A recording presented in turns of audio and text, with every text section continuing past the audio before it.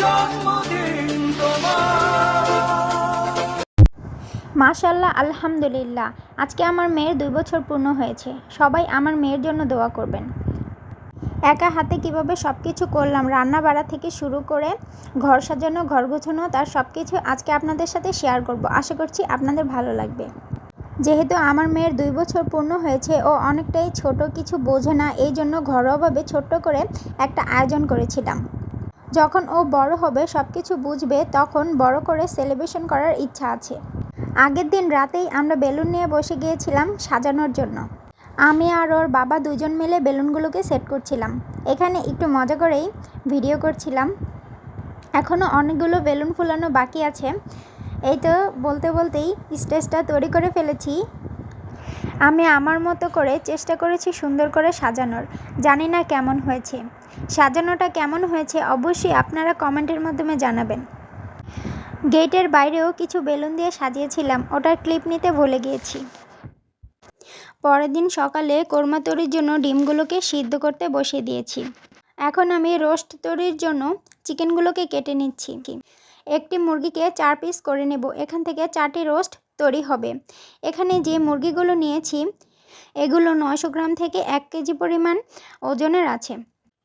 এখন ভালোভাবে ডলে ডলে পরিষ্কার করে ধুয়ে নেব, যাতে কোনো ধরনের ময়লা না থাকে, এবং যতক্ষণ লাল পানি বের হয় ততক্ষণ পর্যন্ত ধুয়ে নিতে হবে। দেখতেই পাচ্ছেন কিভাবে পরিষ্কার করে এইদিকে ডিমগুলো হয়ে গেছে, ডিমগুলো থেকে খোসা ছাড়িয়ে নিচ্ছি। এইদিকে আমি গরুর মাংসটাকে ভালোভাবে মেখে নিচ্ছি সব ধরনের মশলা দিয়ে। পেঁয়াজ, হলুদের গুঁড়ো, মরিচের গুঁড়ো, লবণ, তেল, জিরে গুঁড়ো, ধনে গুঁড়ো, গরম মশলা, তেজপাতা, সব ধরনের মশলা দিয়ে ভালোভাবে মেখে নিচ্ছি। গরুর মাংসটাকে চুলায় বসিয়ে দিয়েছি। এইদিকে আমি ডিমের কোরমাটা তৈরি করে নিচ্ছি। লিকুইড মিল্ক দেওয়ার পরেও বেশ খানিকটা গুঁড়ো দুধ সামান্য পানিতে গুলে ডিমের কোরমাতে দিলে কিন্তু ডিমের কোরমাটা খেতে খুবই ভালো লাগে।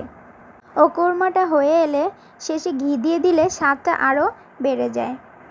এইদিকে আমি রোস্ট তৈরির জন্য চিকেনটাতে রোস্টের মশলা, তেল, টক দই, সয়া সস, টমেটো সস, লবণ, তেজপাতা, গরম মশলা সব কিছু দিয়ে ভালোভাবে মেখে নিচ্ছি। এখন ম্যারিনেশন করে 1 থেকে 2 ঘন্টা রেখে দিব। সবসময় তো রোস্ট তৈরির জন্য চিকেনটাকে ভেজে তারপর তৈরি করি। আজকে অন্য স্টাইলে করেছি। চিকেনটাকে মেখে বসিয়েছি। ওইদিকে আমার গরুর মাংস প্রায় হয়ে যাচ্ছে। এখন দেখতেই পাচ্ছেন রোস্টটা তৈরি হয়ে গিয়েছে, তেলটা উপরে ভেসে উঠেছে। এখন দিয়ে দিচ্ছি ঘি। আজকের সবগুলো রান্নাই আমি ঘি দিয়ে তৈরি করেছি। ঘি খাবারের স্বাদকে দ্বিগুণ করে তোলে। রান্না শেষে উপর থেকে ঘি ছড়িয়ে দিলে আরও ভালো হয়। দেখতেই পাচ্ছেন রোস্টের কালারটা কত সুন্দর হয়েছে এবং দেখতেও কতটা লোভনীয় লাগছে। এইদিকে জর্দা তৈরির জন্য চালটাকে রেডি করে রেখেছি। জর্দাটা বসিয়ে দিয়েছি। এখন দিয়ে দিচ্ছি ড্রাই ফ্রুটস ও কিশমিশ। এখানে আমি কাজু বাদাম, পেস্তা বাদাম, কাঠবাদাম ও কিশমিশ দিয়ে দিয়েছি। এখন নেড়ে দিচ্ছি। এইদিকে মাছগুলোকে চুলায় ভাজতে বসিয়ে দিয়েছি। এখন একটি বড় হাঁড়িতে পোলাও বসিয়ে দিয়েছি।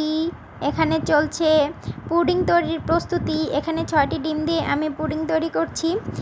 এখানে জর্দা দেওয়ার জন্য সুইট বল তৈরি করা হচ্ছে।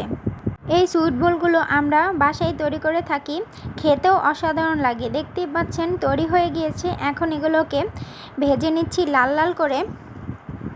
অপর প্রান্তে শিরাটাও তৈরি হয়ে গিয়েছে। এর মধ্যে দিয়ে দিব ভেজে রাখা সুইট বলগুলো। গরম অবস্থায় দিব এবং ঢেকে বেশ খানিকক্ষণ রান্না করতে হবে, এতে সুইট বলগুলো তুলতুলে ও নরম হবে। এইদিকে টিকিয়াগুলোকে ভালোভাবে ভেজে নিচ্ছি। খাবারগুলো পরিবেশন করে দিয়েছি। অনেক কিছুই তৈরি করার ইচ্ছে ছিল, বাট তৈরি করতে পারিনি সময় স্বল্পতার কারণে।